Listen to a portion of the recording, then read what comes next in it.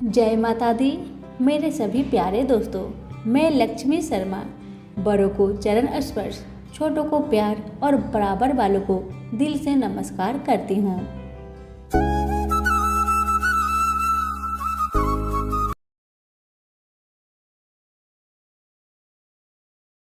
श्री गणेशाय नमः। आज मैं आप सभी को फाल्गुन गणेश चतुर्थी व्रत की 5 प्रमुख कथाएं सुनाने जा रहे हूँ। फाल्गुन मास में हेरंब नामक गणेश जी की पूजा करनी चाहिए। खीर में कनेर का फूल मिलाकर गुल बांस की समाधियों से हवन करना चाहिए। भोजन में घी और चीनी ले।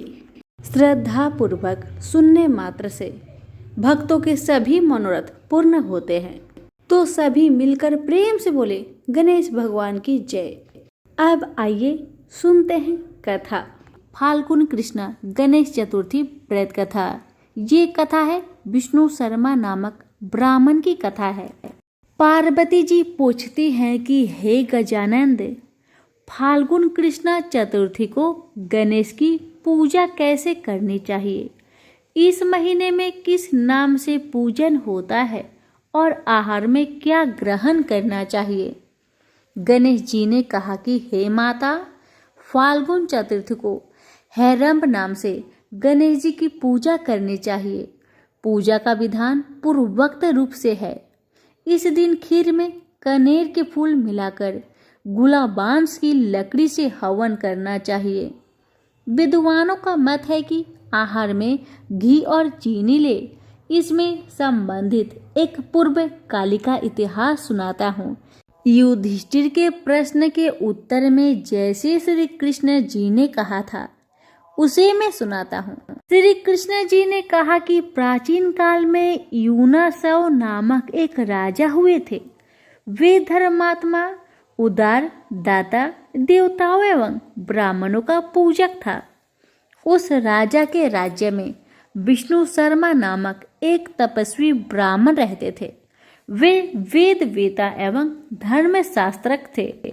उनके 7 पुत्र हुए जो सभी धन धान्य से समृद्ध थे, परंतु पारस्परिक कलह के कारण सब अलग अलग होकर रहने लगे।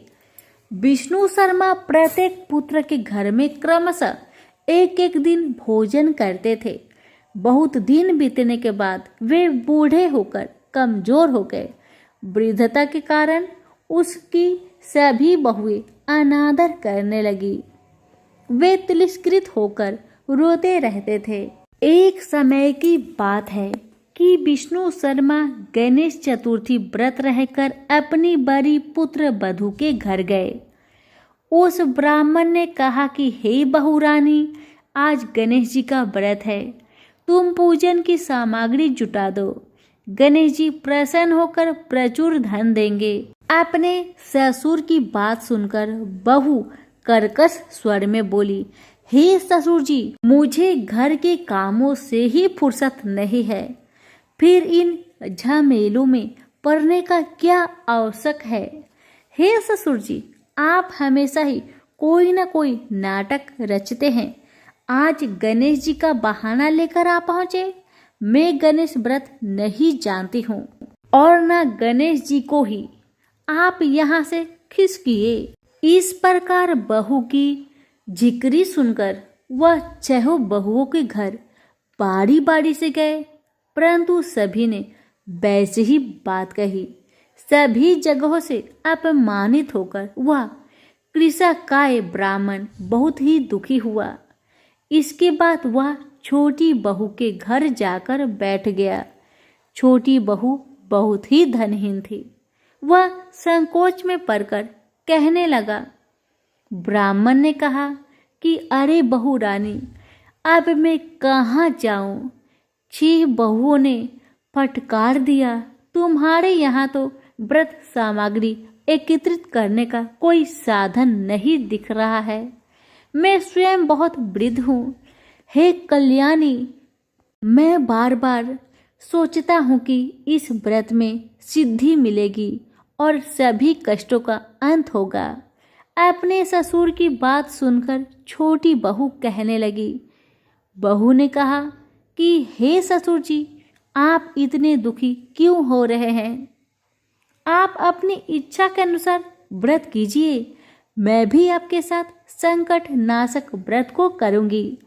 इससे हमारे दुखों का निवारण होगा। इतना कहकर छोटी बहू घर के बाहर जाकर भिक्षा मांग लाई।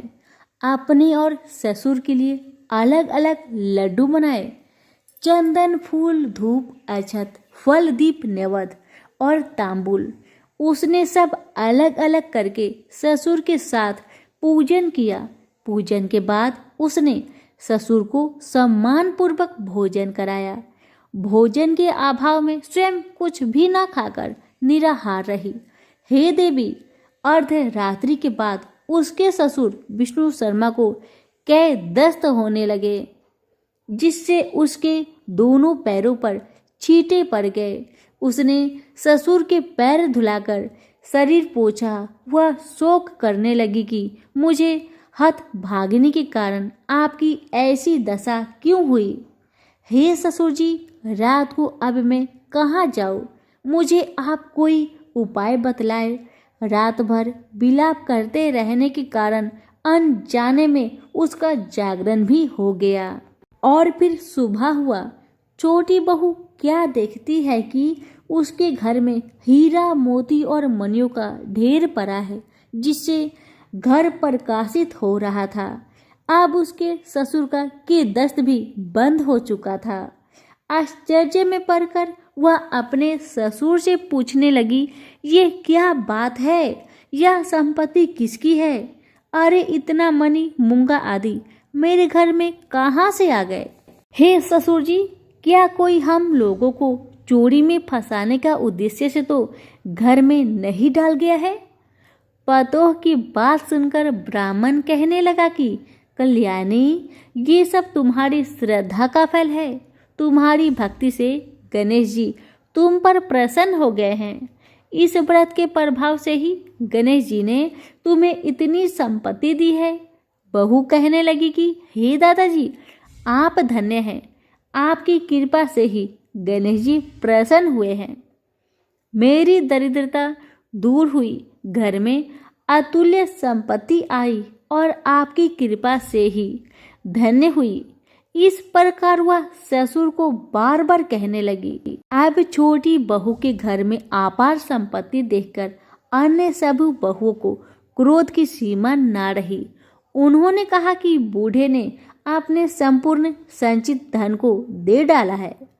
बंधुओं के पारस्परिक कलह को देखकर विष्णु शर्मा डरकर कहने लगे कि इसमें मेरा कोई दोष नहीं है। केवल इस व्रत के प्रभाव से गणेश जी ने प्रसन्न होकर छोटी बहू को दिया है। गणेश जी ने कुबेर जैसी संपत्ति प्रदान की है। हे बहुओं, मैंने पहले तुम्हारे घर जाकर व्रत अनुष्ठान का अनुरोध किया था, परंतु तुम लोगों ने मुझे धिक्कार दिया। छोटी बहू ने भिक्षा मांगकर पूजन सामग्री जुटाई। इसके करने से गणेश जी ने प्रसन्न होकर संपत्ति प्रदान की है। गणेश जी कहते हैं कि हे गिरिजा कुमारी, उस ब्राह्मण के 6 पुत्र दरिद्र, रोगी और दुखी हो गए। केवल छोटा पुत्र ही इंद्र के समान भाग्यशाली बन बैठा। वे 6 आपस में होर करते हुए फाल्गुन कृष्ण गणेश चतुर्थी व्रत करने लगे। इस व्रत के करने से वह सभी क्रमशः धनवान बनते गए। इसी प्रकार दूसरे लोग भी जो इस व्रत को करेंगे, उनका घर भी धन्य धान्य से भरा पूरा रहेगा। श्री कृष्ण जी कहते हैं कि हे पुरुष उत्तम युधिष्ठिर, गणेश चतुर्थी व्रत के प्रभाव से राज्य की कामना वाले को राज्य की प्राप्ति होती है। इसलिए हे राजन, आप भी इस व्रत को शीघ्र ही कीजिए। फलस्वरूप आप कष्टों से छूटकर राज्य का सुख भोग करने लगेंगे। श्री कृष्ण जी के मुख से इस कथा को सुनकर युधिष्ठिर बहुत प्रसन्न हुए और व्रत करके गणेश जी की कृपा से अखंड राज्य के अधिकारी हुए। तो प्रेम से बोलिए गणेश भगवान की जय। एक नगर में एक बूढ़ी माँ रहती थी। वह अपने बेटे की सलामती के लिए हर महीने की चौथ का व्रत करती थी। हर चौथ के दिन बूढ़ी माई पंसारी के पास जाती, थोड़ा सा गुड़ और थोड़ा सा घी लाकर 4 लड्डू बनाती थी। एक अपने बेटे को देती और एक से पूजा करती और एक हाथ कार के लिए निकालती और एक चांद उगने के बाद स्वयं खा लेती थी। एक समय की बात है, एक बार बूढ़ी का बेटा अपने ताई से मिलने गया। ताई ने बैसाखी चौथ का व्रत रखा था। लड़के ने ताई से पूछा, ताई आप कौन सा व्रत कर रही हैं? तब ताई ने बताया, बेटा मैं बैसाखी चौथ व्रत करती हूँ। यह सुनकर लड़का बोला, ताई मेरी माँ तो 12 महीने की हर चौथ की व्रत करती है। यह सुनकर ताई बोली, बेटा तेरी माँ तेरी कमाई से तरमाल खाने के लिए 12 चौथ व्रत करती है। तू परदेश चला जा, अब तुम्हारी माँ एक भी चौथ का व्रत नहीं करेगी। लड़के को लगा कि मेरी ताई ठीक ही कह रही है, मुझे ऐसा ही करना चाहिए। अब ताई की बात मानकर अपने घर आकर लड़के ने माँ से कहा, माँ मैं परदेश जा रहा हूँ, यहाँ तो मेरी कमाई को खाने पीने में ही उड़ा देगी तो मेरे पास बचेगा ही क्या। इसी कारण से मैं परदेश जा रहा हूँ। माँ ने बहुत समझाया, बेटा ऐसी कोई बात नहीं है, लेकिन बेटा कहाँ माना। जब बेटा नहीं माना तो माँ ने कहा, बेटा ले ये चौथ माता के आंखें हैं, इसे तुम अपने पास सलामत से रखना, ये तुम्हारी हर मुसीबत में मदद करेगी। बेटा ने माँ की बात मानकर वह आंखें को अपने झूले में रख लिया और वहां से निकल पड़ा। चलते चलते वह लड़का एक नगर में पहुंचा। उसने देखा कि एक बूढ़ी माई रोई जा रही है, लेकिन रोते रोते पुआ भी बना रही थी। यह देखकर उसे बहुत आश्चर्य हुआ। उसने उस बूढ़ी माई के पास जाकर पूछा, माई तुम क्यों रोए जा रही है और रोते रोते पुआ भी पका रही है? इसका क्या कारण है, मुझे बताओ। लड़के की बात सुन बूढ़ी माँ ने कहा, बेटा इस नगर की पहाड़ी पर एक राक्षस रहता है। पहले वह नगर में आकर कई लोगों को खाने के लिए मार देता था। अब तो राजा हर घर से एक आदमी को दैत्य के पास भेजता है और आज मेरे बेटे की बारी है, इसलिए मैं रोए जा रही हूँ और मेरे बेटे को पुआ बहुत पसंद है, इसी कारण से पुआ बना रही हूँ। लड़का बोला, माई बस यही कारण है, तू चिंता मत कर, तेरी चिंता को मैं दूर करूँगा। तू पुए बना, लेकिन अपने बेटे के लिए नहीं, मेरे लिए। मैं ये पुए खाऊंगा और तेरे बेटे की जगह मैं ही चला जाऊंगा। बूढ़ी माई ने उस लड़के के लिए पुए और खीर बनाकर उस लड़के को खिला दिया और सभी सो गए। रात को राजा के सैनिक आए तो बूढ़ी माई ने उस लड़के को जगाकर सैनिकों के साथ भेजा और उस लड़के को कहा, बेटा चौथ माता तेरी रक्षा करे। अब लड़का सैनिक के साथ चल पड़ा। कुछ दूर जाने पर वह लड़का दैत्य के सामने पहुंचा। अब लड़के को अपनी माँ की बात याद आई कि माँ ने उसे चौथ माता के आंखें दिए थे और माँ ने कहा भी था, ये तुम्हारे मुसीबत में तुम्हारी काम आएगी। बस लड़के ने चौथ माता के नाम लेकर आंखें को दैत्य की तरफ फेंक कर कहा, हे चौथ माता, यदि मेरी माँ मेरी सलामती के लिए व्रत करती है तो दैत्य का सिर कटकर गिर जाए और उसकी मृत्यु हो जाए। लड़के के इतना कहते ही तुरंत ही दैत्य का सर कटकर गिर गया और वह दैत्य वहीं पर तड़प तड़प कर मर गया। लड़का वापस आ गया। राजा ने उसे ढेर सारे उपहार देकर विदा किया। लड़का उस नगर से चलते हुए एक दूसरे नगर में पहुंचा। इस राज्य में आवा तभी पकता था जब एक इंसान की बलि दी जाती थी। सिपाहियों ने उसी लड़का को पकड़कर आवे में चुन दिया। लड़के ने तुरंत चौथ माता की आंखें निकाली और आवा में डाल दिया और कहा, हे चौथ माता, यदि मेरी माँ मेरे लिए व्रत करती है तो आवा मेरी बलि लिए बिना ही झट से पक जाए। लड़का के इतना कहते ही चौथ माता की कृपा से आवा तुरंत पक गया। आवे में से मिट्टी की जगह सोने चांदी के बर्तन निकलने लगे। जब कुम्हार अंदर से बर्तन निकालने लगा तो लड़का अंदर से बोला, बर्तन धीरे धीरे निकालना, मुझे चोट लग जाएगी। इस तरह से अंदर से आवाज सुनकर कुम्हार बहुत डर गया और राजा से सारी कहानी बताया। राजा ने आवे से उस लड़के को निकलवाया और पूछा, इस आवे में से तुम बच कैसे गए? लड़के ने बताया कि उसकी माँ चौथ माता की व्रत करती है, व्रत के कारण ही वह बच पाया है। राजा को इसका विश्वास नहीं हुआ और उसने एक चांदी की सुराही मंगवाई और कहा कि सुराही की नली से निकलकर तुम दिखाओ, तभी मैं विश्वास करूंगा कि तुम्हारी बात में सच्चाई है। लड़के ने चौथ माता को याद करके आंखें सुराही में डालकर कहा, हे चौथ माता, मेरी मदद करे, मैं भौरा बनकर इस सुराही से निकल सकूं। लड़का भौरा बनकर सुराही से निकल गया।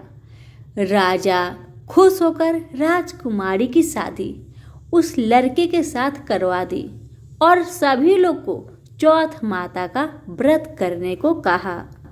अब उस लड़के को अपनी माँ की याद आई। उसने राजा के पास जाकर अपने नगर जाने की इच्छा जाहिर की।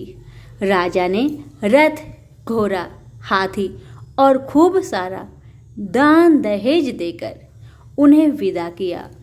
वह लड़का अपने पत्नी के साथ चौथ माता के दिन अपने नगर पहुंचा।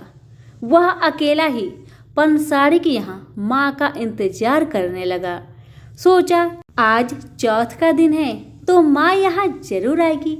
थोड़ी देर बाद लकड़ी टेकती हुई माँ आती हुई दिखाई दी। उसकी माँ की आंखों में जाले आने के कारण कम दिखता था। लड़के ने जानबूझकर अपना पैर लकड़ी में लगा दिया और कहने लगा, बल रे पूत काटी, मेरे पैर की लगा दी। माँ ने अपने बेटे को पहचाना नहीं और कहने लगी, भैया, मुझे चाहे कितनी गाली निकालो पर मेरे बेटे को कुछ मत कहना। बेटा यह सुनकर माँ के चरणों पर गिर पड़ा और कहने लगा, माँ, मैं ही तेरा बेटा हूँ, मुझे माफ़ कर दे माँ, मुझे माफ़ कर दे। माँ ने अपने बेटे को गले से लगा लिया। नगर के लोगों ने विश्वास नहीं किया कि वह उसी का बेटा है। बूढ़ी माँ ने चौथ माता को याद करके कहा, हे माता, यदि मैं अपने बेटे के लिए व्रत करती हूँ तो मेरे स्तन में दूध भर जाए और उसकी धार मेरे बेटे के मुंह में गिरे। इतना प्रार्थना करते ही माँ के स्तन से दूध की धार निकलकर बेटे के मुंह में गिरने लगी। लोग चौथ माता की जय जयकार करने लगे। उस नगर के सभी लोग चौथ माता का व्रत करने लगे। हे चौथ माता, जैसे आपने बूढ़ी माँ और उसके बेटे की सहायता की, वैसे हमारी भी करना। कहानी कहने वाले, सुनने और हुक्कारा भरने वाले पर अपनी कृपा सदा बनाए रखना। तो सभी प्रेम से बोले, चौथ माता की जय हो। अब आइए सुनते हैं गणेश भगवान की कथा, क्योंकि इस कथा के बिना आपका व्रत अधूरा है, इसलिए अवश्य सुने। सभी प्रेम से बोले, गणेश भगवान की जय हो। कथा। किसी समय नर्मदा नदी के तट पर माता पार्वती और भगवान शिव चौपर खेल का आनंद ले रहे थे। खेल में निर्णायक की भूमिका के लिए भगवान शिव ने मिट्टी का एक पुतला बनाया और उसमें प्राण डालकर जीवित कर दिया। भगवान शिव ने उस बालक को आदेश दिया कि वह विजेता का फैसला करेगा। माता पार्वती और शिव खेल में व्यस्त हो गए। माता पार्वती और भगवान शिव के बीच में 3 बार चौपर का खेल हुआ, जिसमें माता पार्वती जीत गई, लेकिन बालक ने भगवान शिव को विजेता घोषित कर दिया। बालक के फैसले पर माता पार्वती बहुत क्रोधित हुई और उन्होंने बालक को श्राप दे दिया, जिसके बाद बालक ने माता पार्वती से क्षमा मांगते हुए कहा कि भूलवश हो गया, जिस पर माता पार्वती ने कह दिया कि दिया हुआ श्राप वापस नहीं होगा। हालांकि माता पार्वती ने बालक को श्राप से मुक्ति के उपाय बताए। बालक द्वारा माता पार्वती से श्राप मुक्ति का उपाय पूछने पर उन्होंने कहा कि भगवान गणेश की पूजा के लिए नाग कन्याएं आएगी, तब उनके कहे अनुसार व्रत करना होगा, जिसके बाद श्राप से मुक्ति मिल जाएगी। वह बालक कई वर्षों तक श्राप से जूझता रहा। एक दिन भगवान गणेश की पूजा करने के लिए नाग कन्या आई, जिससे बालक ने गणेश व्रत की विधि पूछी और सच्चे मन से भगवान गणेश की पूजा करने लगा। कहते हैं कि बालक की भक्ति को देखकर भगवान ने उन्हें दर्शन दिया और उससे वरदान मांगने के लिए कहा।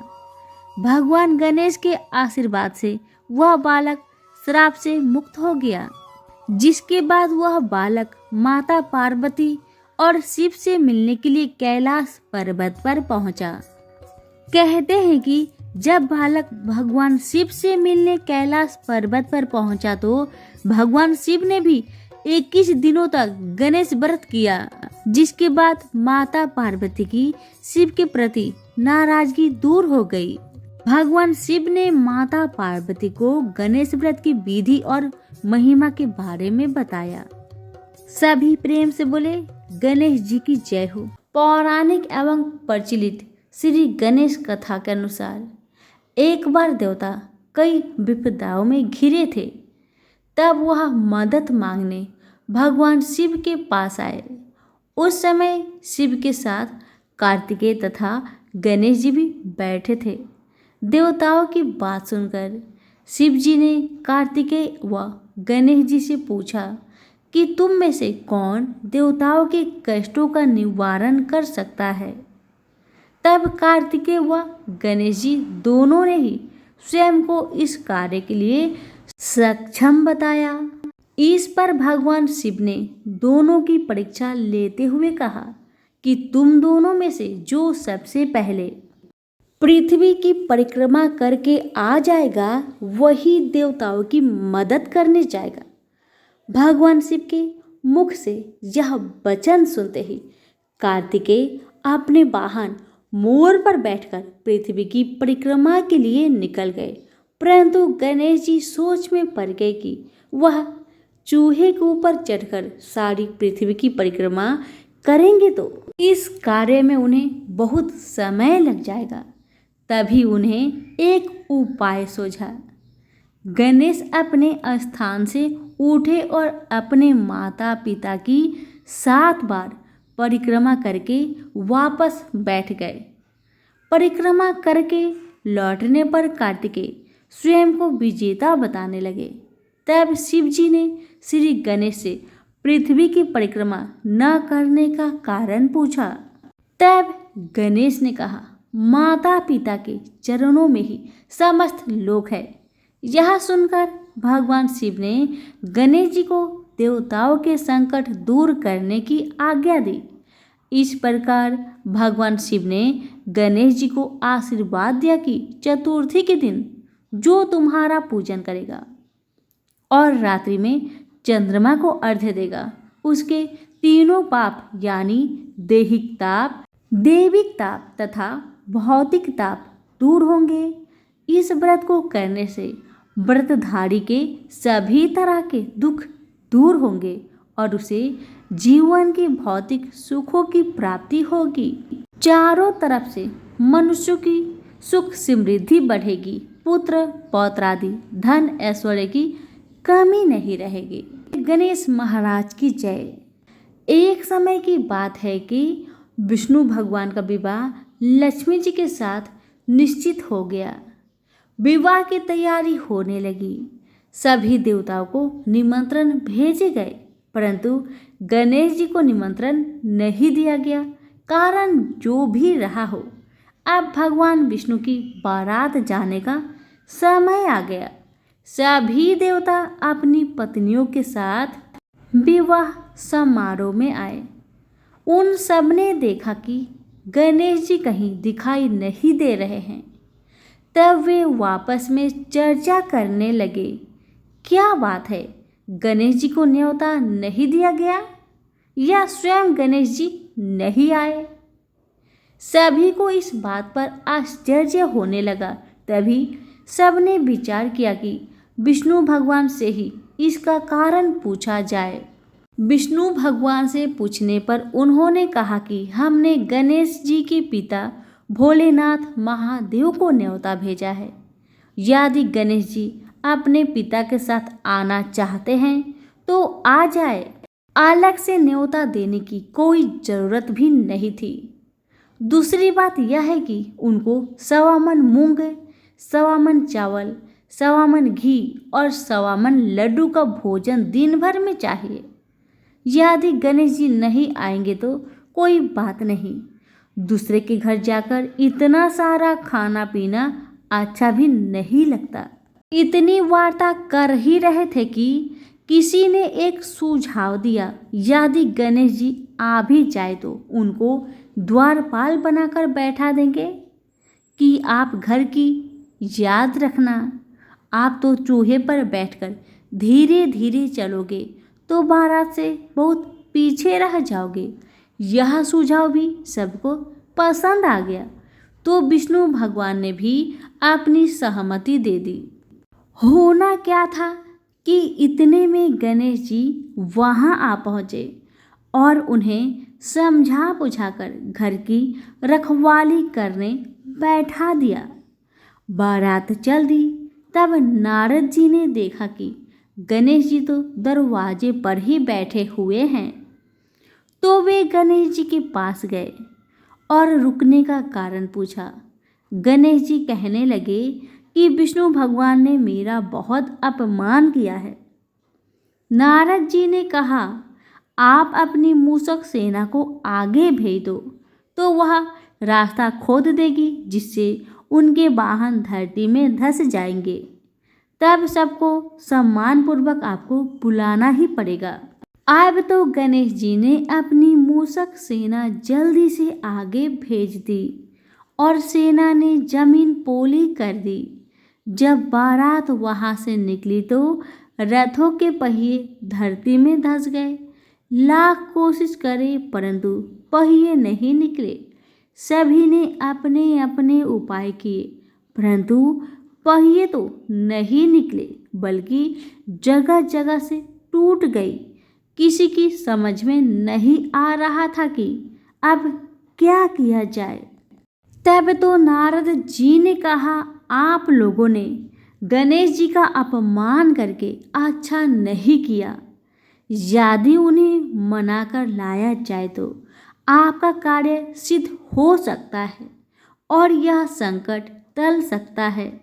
शंकर भगवान ने अपने दूत नंदी को भेजा और वे गणेश जी को लेकर आए। गणेश जी का आदर सम्मान के साथ पूजन किया। तब कहीं रथ के पहिए निकले। अब रथ के पहिए निकल गए परंतु वे टूट फूट गए तो उसे सुधारेगा कौन। पास के खेत में खाती काम कर रहा था, उसे बुलवाया गया। खाती अपना कार्य करने से पहले श्री गणेशाय नमः कहकर गणेश जी की वंदना मन ही मन करने लगा। देखते ही देखते खाती ने सभी पहियों को ठीक कर दिया। तब खाती कहने लगा कि हे देवताओं, आपने सर्वप्रथम गणेश जी को नहीं मनाया होगा और ना ही उनकी पूजन की होगी, इसलिए तो आपके साथ यह संकट आया है। हम तो मूर्ख अज्ञानी हैं, फिर भी पहले गणेश जी को पूजते हैं, उनका ध्यान करते हैं। आप लोग तो देवता गण हैं, फिर भी आप गणेश जी को कैसे भूल गए? अब आप लोग भगवान श्री गणेश की जय बोलकर जाए तो आपके सब काम बन जाएंगे और कोई संकट भी नहीं आएगा। ऐसा कहते हुए बारात वहां से चल दी और विष्णु भगवान का लक्ष्मी जी के साथ विवाह संपन्न करा के सभी सकुशल घर लौट आए। तो प्रेम से बोले गणेश भगवान की जय हो, विष्णु भगवान की जय हो।